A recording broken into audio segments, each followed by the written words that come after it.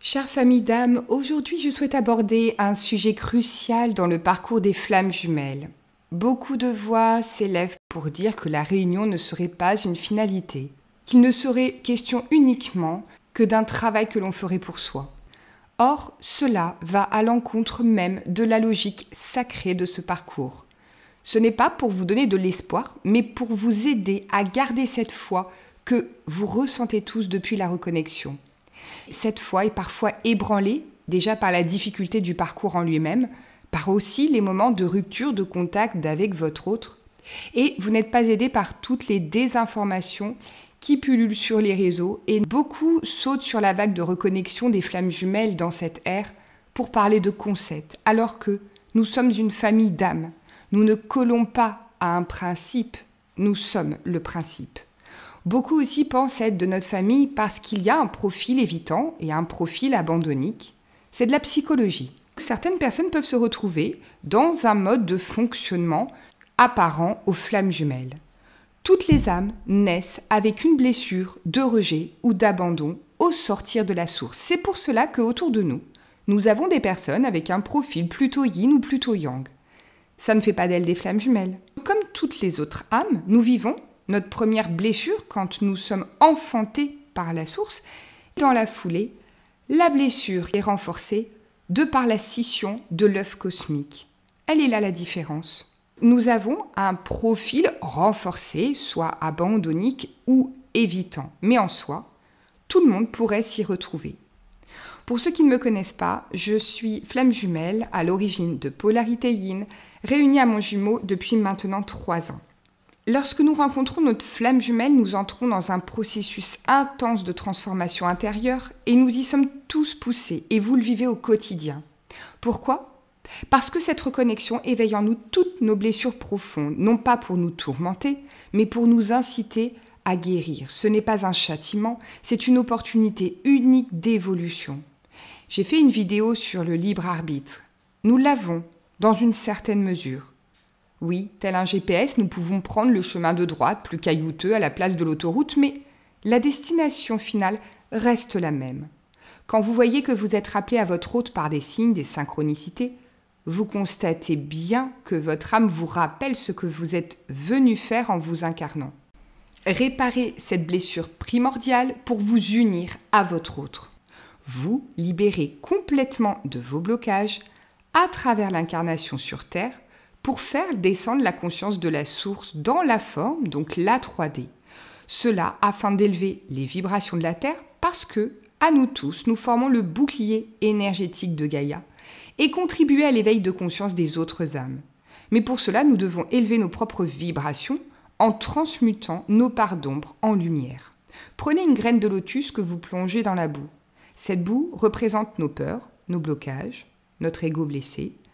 Sans cette obscurité, la fleur de lotus ne pourrait jamais éclore. C'est parce qu'elle plonge ses racines dans cette terre dense qu'elle peut ensuite s'épanouir dans la lumière. La souffrance que vous ressentez dans ce parcours n'est pas une impasse, mais un passage initiatique.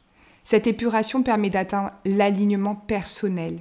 Cela représente l'équilibre parfait du yin et du yang, un alignement au diapason entre nos pensées, nos paroles et nos actes.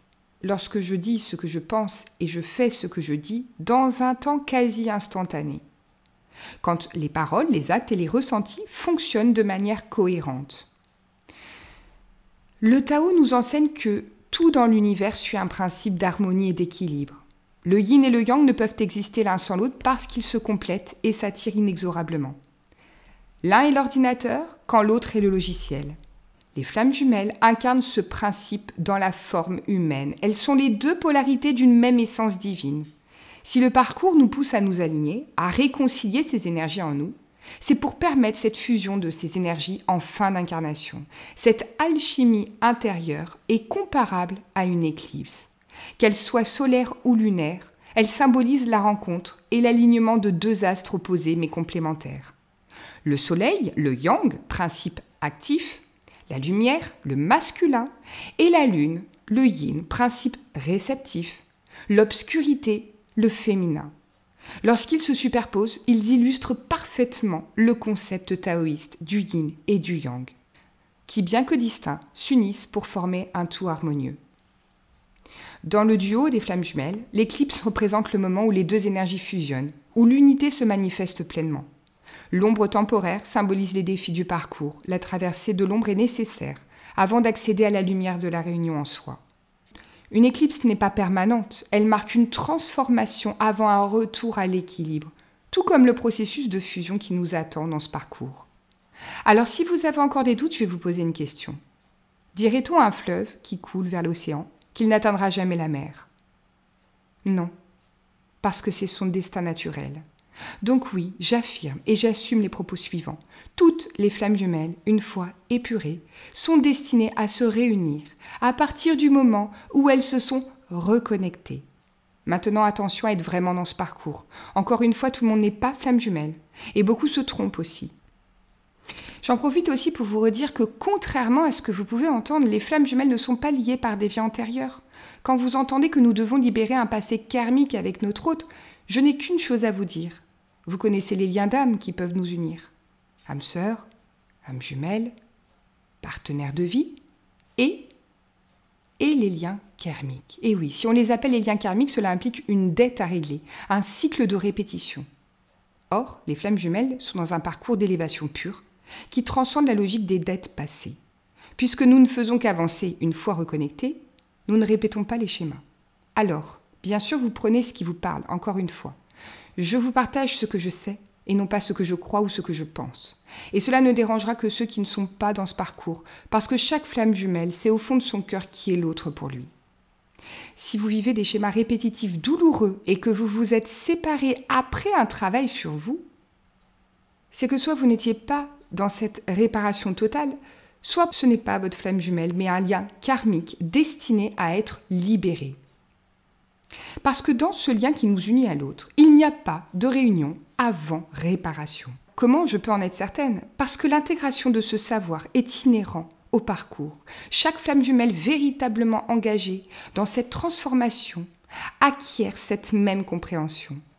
Notre âme est tissée de la même façon dans la source, avec le même génome du savoir. N'hésitez pas à me partager ce que vous vivez. Je vous remercie pour votre écoute et je vous dis à très vite.